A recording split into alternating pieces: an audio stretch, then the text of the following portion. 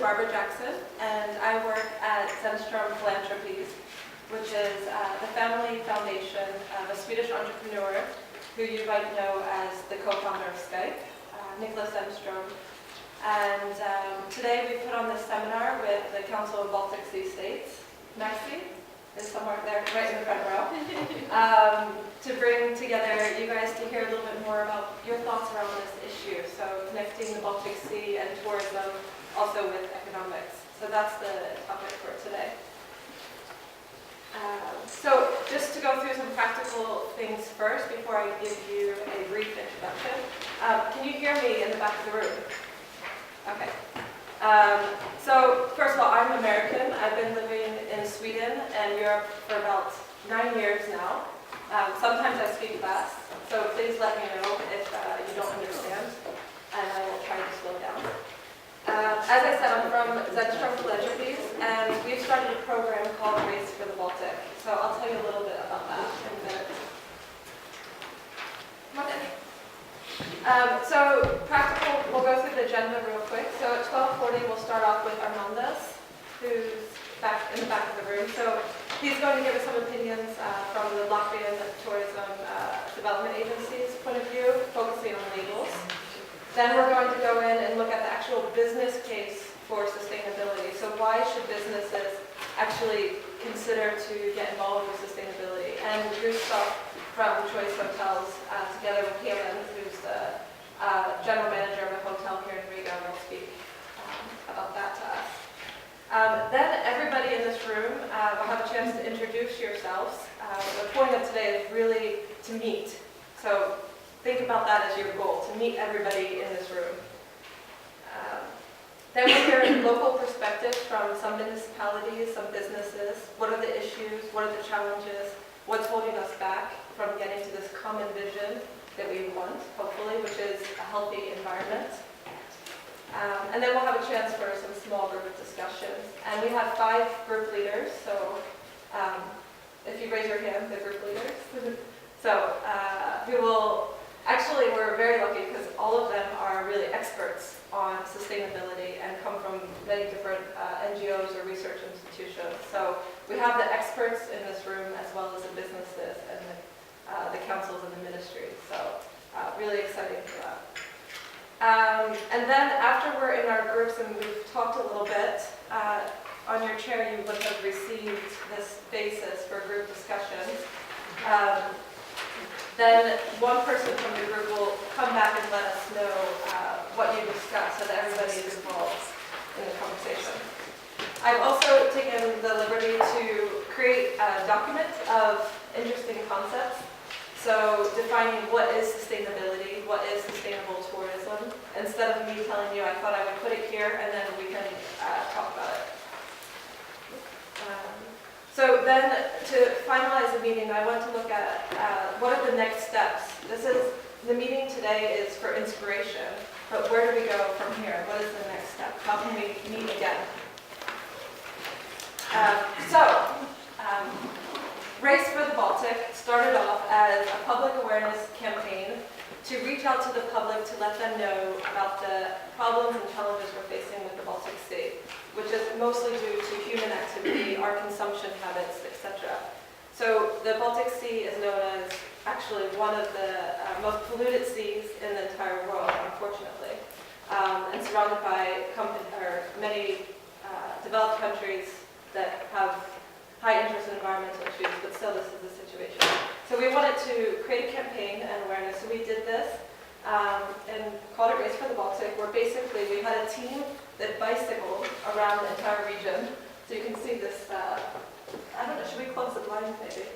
I think it's okay. It's okay? Yeah. So we actually had a team that biked around the entire Baltic Sea, and they were here in Estonia, then Latvia, and Lithuania. So we had several of the partners, actually. Alexander from Jurmala is here, who hosted us, and I think several others. Basically, there were 3 key takeaways from this campaign that led us to be here today, and that's why I want to start. So the first thing that we noticed was there's many people working on this issue of the Baltic Sea. There are ministries, the EU, the local NGOs, the private sector, many foundations. So we know what the problem is, we know what we should do, but there's a general lack of collaboration. So, and especially across sectors. The second thing that we noticed, because we actually visited all of the small towns in the coastal municipalities, that it's often these small communities that are facing the pressures. So from waste management or water, any of these really great environmental issues are pushed down to a local level when you have these high regulation. So we've heard this from many cities. So there was a need to share expertise and best practices amongst coastal municipalities. And today we have several different, Yermala, Odra, Riga, and a couple of Rushava, and some others. The third was, as you know, and as a lot of you are here today for this Balttour, the tourism sector is growing, not just in this region, in the entire world. Tourism, everybody's traveling. So with that, we know that there's more environmental impact. Could be more opportunities, really, but also there was a genuine concern during this tour from local citizens, especially in this area of this tourism boom. We were in Rushava with Ilza and Aya, learning about the dunes that are in threat of being developed now. So these are the three things that we really took back from that tour. And I thank you, especially our host in Latvia, for all your help to see that. So looking at the Baltic Sea, complicated picture, I'll make it very simple, that these are all the things that we get for free from the Baltic Sea. We get free food, we get to use the beaches. This doesn't cost us anything. The Baltic Sea doesn't send us really an invoice at the end of the month. There's also air regulation process, so the carbon process. So we're completely dependent on the system, and it's actually helping us out for free.